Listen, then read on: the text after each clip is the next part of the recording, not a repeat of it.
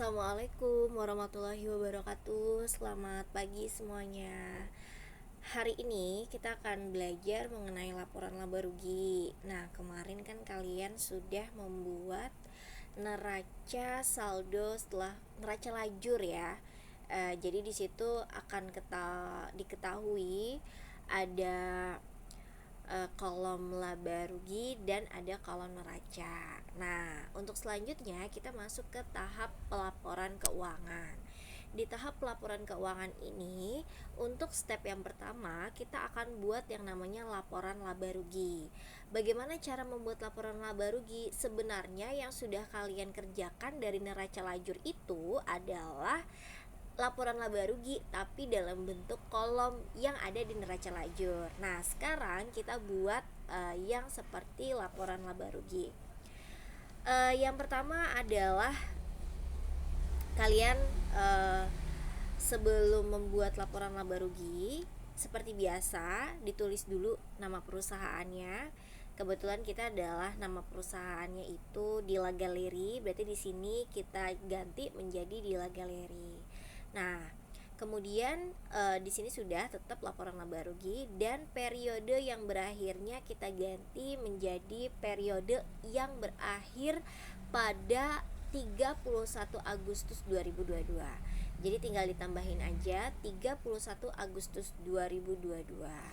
Nah, selanjutnya kalian buat persis seperti ini, tapi yang tidak ada pendapatan atau bebannya tidak perlu ditulis.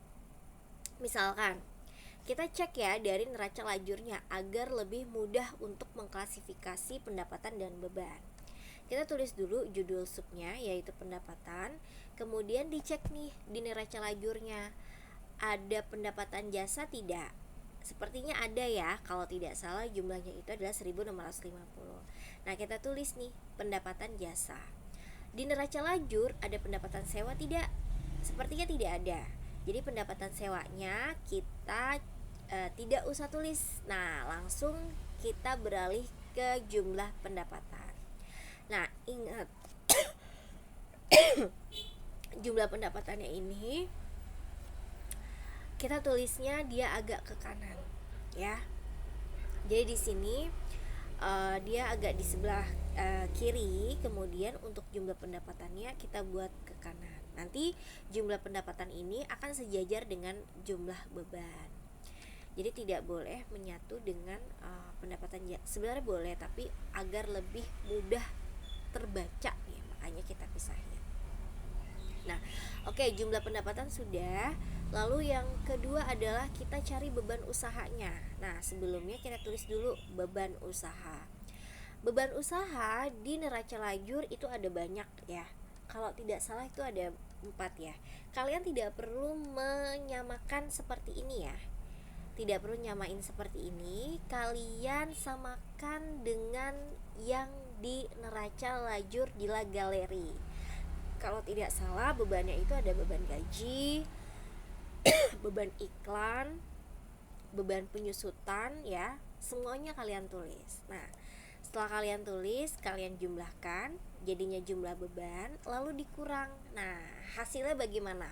Kalau misalkan pendapatannya lebih besar dibandingkan laba usaha, nah berarti jadinya, kalau pendapatannya lebih besar dibandingkan jumlah beban, maka jadinya adalah rugi usaha gitu ya. Tapi kalau pendapatannya dia lebih besar dibandingkan beban, maka jadinya laba usaha. Oke. Nah, kalau misalkan ada pertanyaan, kalian boleh komentar di YouTube Ibu ya. Lanjut. Setelah laporan laba rugi sudah kalian kerjakan, selanjutnya adalah kita buat yang namanya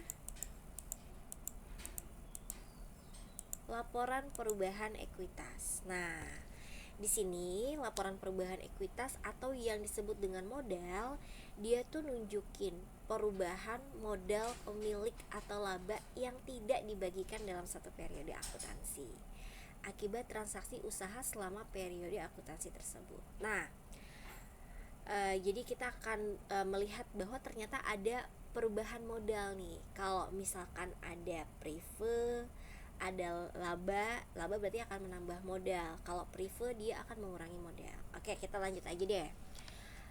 Pertama yang harus kita lakukan adalah kita tulis dulu nama perusahaannya. Di sini nama perusahaannya adalah Dila Galeri. Jangan lupa kalian tulis sama persis laporan perubahan ekuitas atau modal. Nah, periode yang berakhirnya adalah periode yang berakhir pada 31 Agustus 2022. Sama ya seperti tadi laporan laba rugi. Nah, setelah itu kita tulis dulu modal awalnya. Nah, modal awal ini diambil dari mana? Dari neraca awal, ya. Dari neraca awal. Neraca saldo yang awal sebelum penyesuaian, ya. Atau kamu bisa cek dari neraca lajur, ya. Dari neraca lajur itu kan ada 5 kolom, ya. Ada neraca saldo, ada jurnal penyesuaian, terus ada neraca saldo setelah penyesuaian atau disingkat NSSD, ada laba rugi, dan ada modal. Nah, kalian bisa ambil dari neraca saldo yang kolom pertama. Ambil nominal modal awalnya. Modal awal itu berarti modal 1 Agustus 2022. Nah, modalnya tuh berapa? Nah, kita tulis ya. Terus laba atau prefer, kita masukkan nilai laba dan prefer. Labanya itu karena kalau tidak salah rugi ya, kamu bisa ambil nominalnya dari laporan laba rugi ya. Jadi laba bersihnya kita ambil dari laporan laba rugi ya, itu berarti kita tulis rugi bersih ya, jangan ditulis laba bersih lagi. Nah, kemudian kita ambil nilai prefernya. Prefer ini diambil dari neraca lajur juga bisa. Jumlah prefer tuh berapa? Ya. Terus setelah itu dikurang. Nah, karena kalau misalkan di sini ada rugi bukan laba, maka kita ganti namanya bukan tambahan modal, tapi pengurangan modal. Nah, ininya jadinya ditambah. Kenapa? Karena rugi bersih sama prefer ini sama-sama dia mengurangi. Jadi kalau bisa kita giniin ya. Sebentar. Nah, ini berarti rugi bersih ya. Rugi bersihnya itu diambil dari laporan laba rugi. Kemudian prefer kita bisa ambil dari neraca lajur nominalnya. Nah, kemudian ini jadinya ditambah ya. Terus ini jadinya dikurang. Kenapa?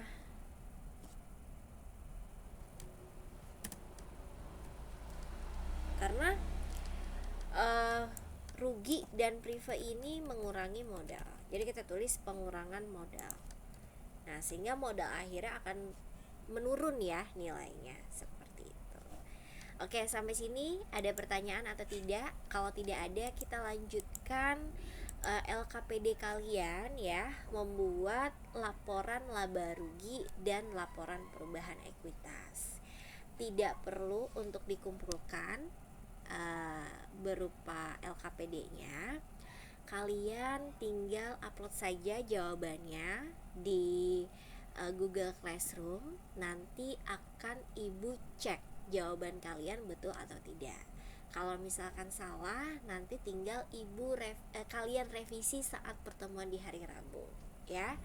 Terima kasih atas perhatiannya. Jangan lupa dikerjakan, jangan keluar-keluar. Wassalamualaikum warahmatullahi wabarakatuh.